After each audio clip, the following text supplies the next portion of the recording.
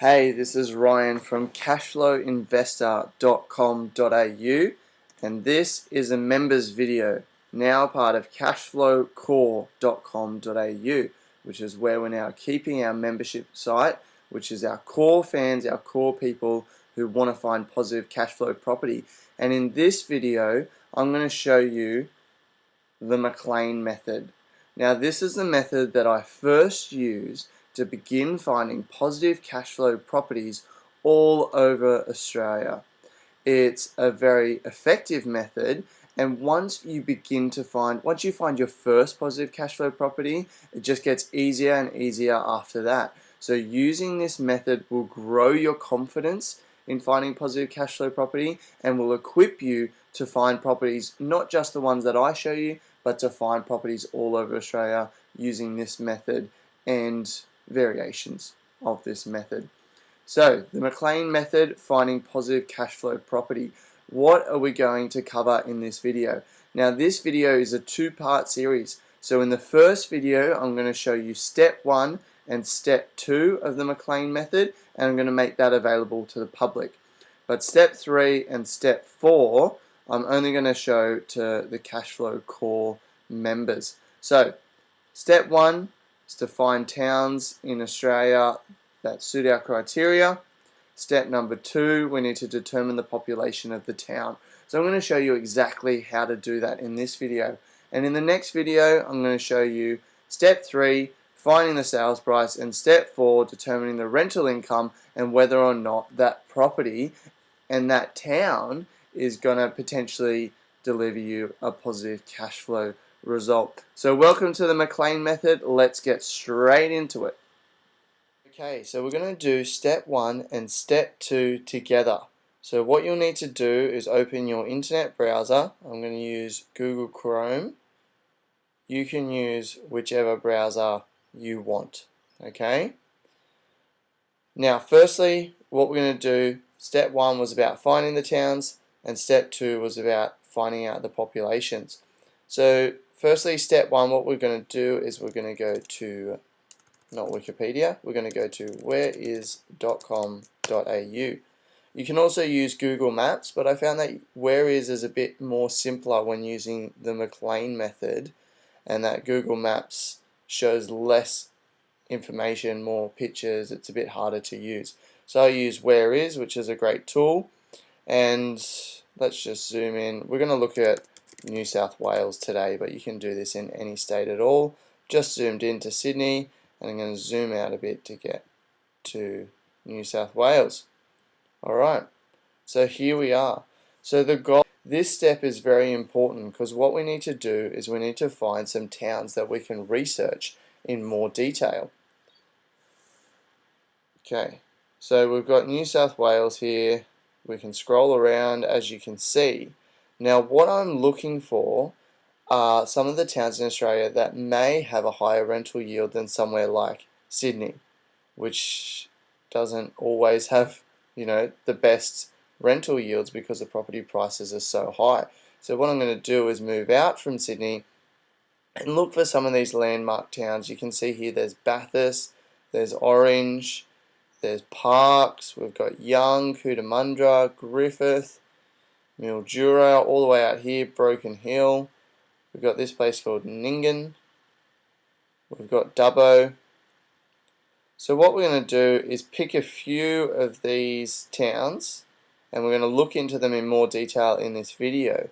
Now, using this method, obviously you can go through as many towns as you want, but I just want to draw out a couple and show you how to do the McLean method. So step 2 is about finding the population of a town. So I'm just going to choose a town. Let's start with Nyngan. Alright. What I'm going to do is go into Google, good old Google, and I'm going to search for that town, Nyngan. But what I'm going to do is put New South Wales, and then I'm going to put Wiki. And that'll bring up the Wikipedia details for that town. So if I open Nyngan in New South Wales, it'll give you some information of the town, a picture of the courthouse, show where it is in Australia, and give you some history and information about the town. Apparently there were some floods in 1990. But what we're looking for in this Wikipedia page is this population. As you can see here, it's got about 2,000 people, and that's from the 2006 census. So that may have changed over the last, what's that now, 7 years or something.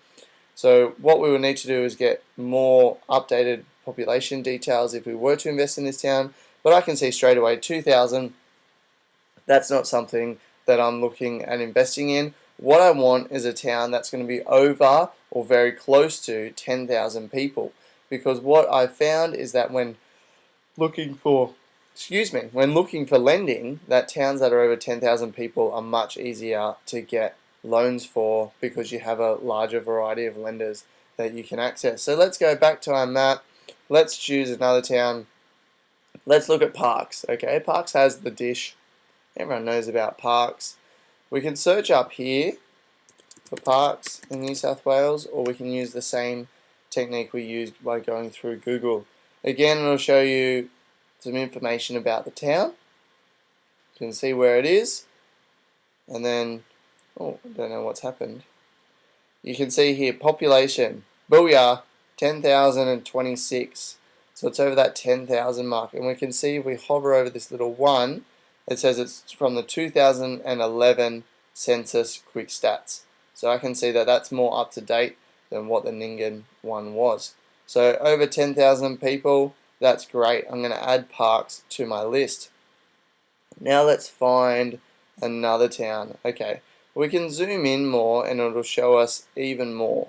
What I like to look for is either towns that are in big and bold, because that means that it's, you know, a place on the map worth looking at. You can see things like Aria Park is very small. Stock and Bingle, that's very small, you know. Would it be worth looking at these? Probably not. I doubt that they would have the population that I want. So what I like to look for is roads going into the towns. If we see these intersection of highways, I've found that it's more likely to deliver a decent population than if it doesn't have those intersection of highways. But again, you look at the big ones first and then look at those intersections. So let's have a look at West Wyalong. West Wyalong in New South Wales. If we click here, that'll bring it up. Alright, so we can see West Wyalong, some information. Population, 3,000 people. Not quite where we want it to be. Alright, let's go again. How about we zoom in a little bit more? What about Cowra? Okay, see how there's 1, 2, 3, 4, 5 roads all going in to Cowra, and it comes straight from Bathurst, which I know is a big town, and Forbes is not big, but you know, it all leads in to Cowra. So let's check out Cowra.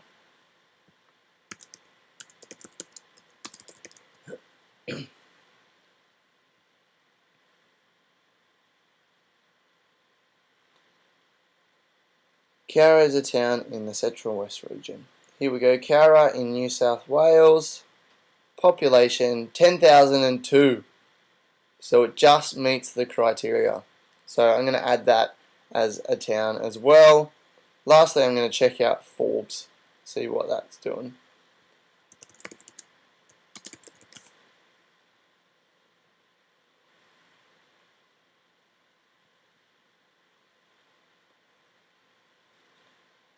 Okay, so Forbes has a population of about 7,000 people, and that was the 2007 census, or 2006. So it might be worth looking into Forbes just to get the more updated population data, just to see if it has more people. Alright, so we've got Cowra and we've got Parks. So you can see that, you know, that's a way to find the different towns in New South Wales or towns in Australia, and we just want to cancel out those really small towns and we want to look at the ones that have populations over 10,000 people. Okay, another way that you can look and find the towns that have over 10,000 population so that we can go into deeper research and find out whether they could be positively geared areas or there might be some properties in that area that are positively geared. There's an easier way to do it. So what I've done is actually kind of taken some of those steps for you. I've gone through all the towns in Australia and gone through Wikipedia and listed the population where the population was available. So I did this a couple of years ago, so this is looking at most of these details will be 2006 census data, but it has been pulled from Wikipedia. So what you can do is actually use this resource. As you can see, it's an Excel spreadsheet. I've just got the preview open at the moment because I don't need to do any editing, but you can sort however you want, and you can put in example price and example rent of that town when you do your research, and that will calculate the rental return for you. And remember, I'm going to show you that in video number 2, which is a part of my cash flow core membership program. So let's just have a look through this. First, it's sorted by Western Australia. So we can see here populations, very low populations, and as we scroll down, what we're looking for is those higher population towns. Here we go.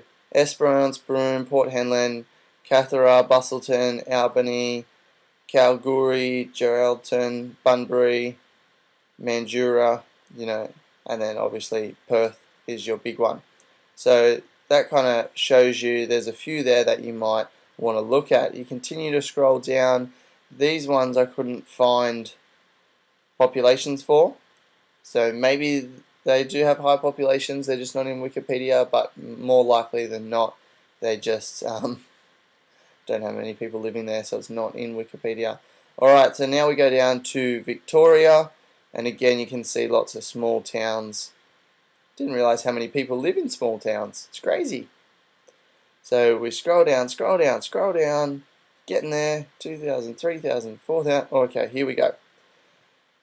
We start seeing some of these that are 9,000, 9,100. Now, as I said, this is based off Wikipedia, where at the time was pulling from the 2006 census data. So it may be worth looking at these ones that are kind of borderline 10,000 because population might have gone up between 2006 and 2011, and that'll give you a good idea.